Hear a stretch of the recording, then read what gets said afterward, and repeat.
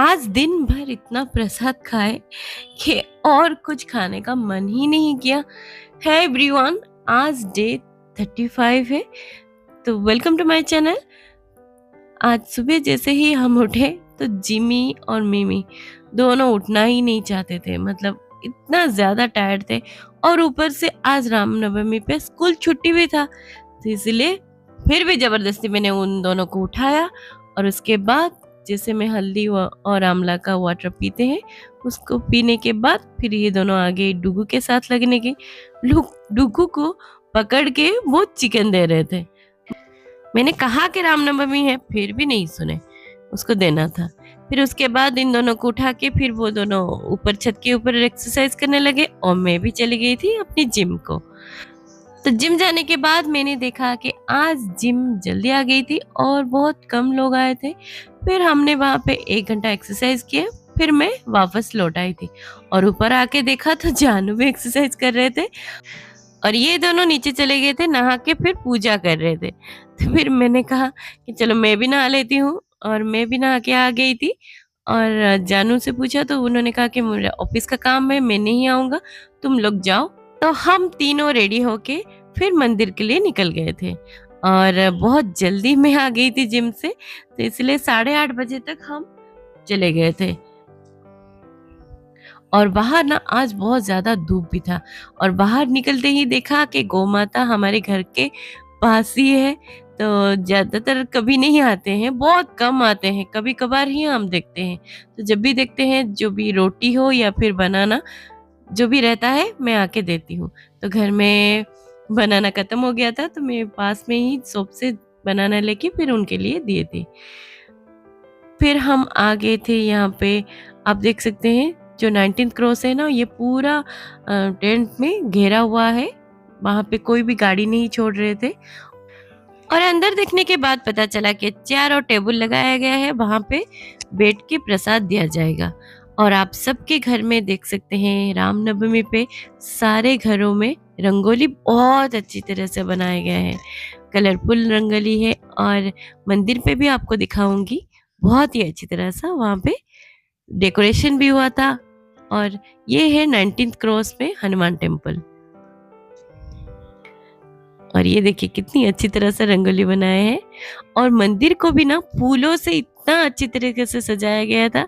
आप जब जाएंगे तो बहुत ही अच्छा आपको फील होगा। और बहुत सारे लोग भी आए थे। और ये देखिए फूलों से किस तरह सा कन्नड़ में लिखा गया है।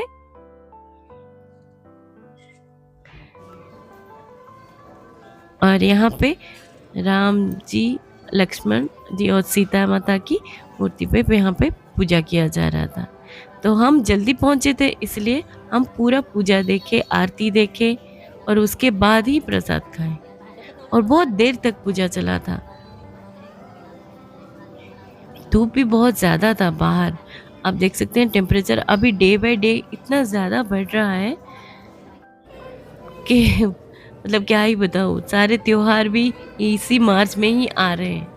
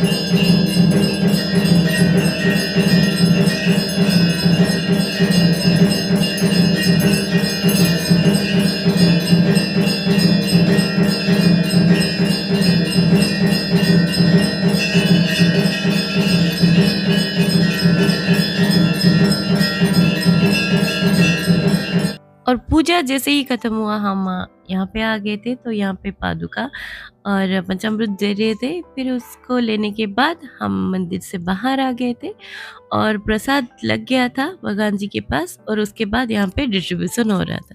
तो ये पणकम है और उसके साथ ही ये कोसुम्बरी दे रहे थे।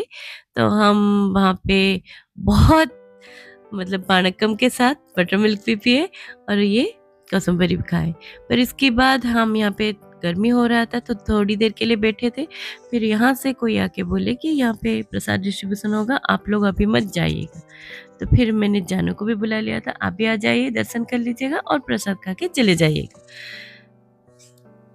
और अभी 11 बज चुके थे।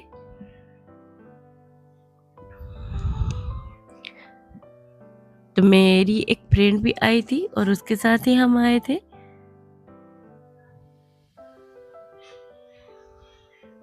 और धीरे धीरे करके लोग बढ़ते गए और पूरा जो आप देख सकते हैं जितना भी चेयर टेबल पड़े थे ना, सारे फिल हो गए। फिर उसके बाद एक एक करके प्रसाद डिस्ट्रीब्यूशन स्टार्ट हो गया। जैसे प्रॉपर साउथ इंडियन मील रहता है ना, उसी तरह से ही वहाँ पे प्रसाद के रूप में दिया गया था। और आपको जान के मतलब आश्चर्य होगा कि यहाँ पे प्याज लहसुन पड़ता है, चाहे प्रसाद में भी हो प्याज लहसुन दिया जाता है। और आज स्पेशली रागी मुद्दे था।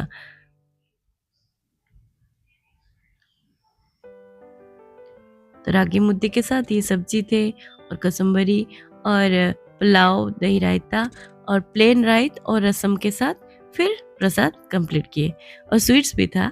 और उसके बाद फिर हम यहाँ पे आ गए थे रक्षिता, जहाँ पे हम पहले रहते थे। फिर वहाँ पे भी प्रसाद डिस्ट्रीब्यूशन हो रहा था क्योंकि वहाँ पे हमें बुलाए गए थे, तो इसलिए हम वहाँ पे गए थे।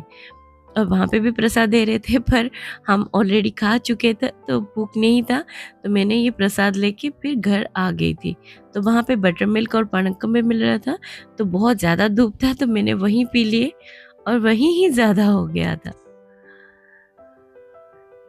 तो आप मुझे बताइएगा आपके यहाँ हर स्टेट में जैसे कि डिफरेंट प्रसाद चढ़ता है और प्रसाद भोग लगाया जाता है, तो आपके यहाँ प्रसाद में क्या मिला था मुझे कमेंट में ज़रूर बताइएगा।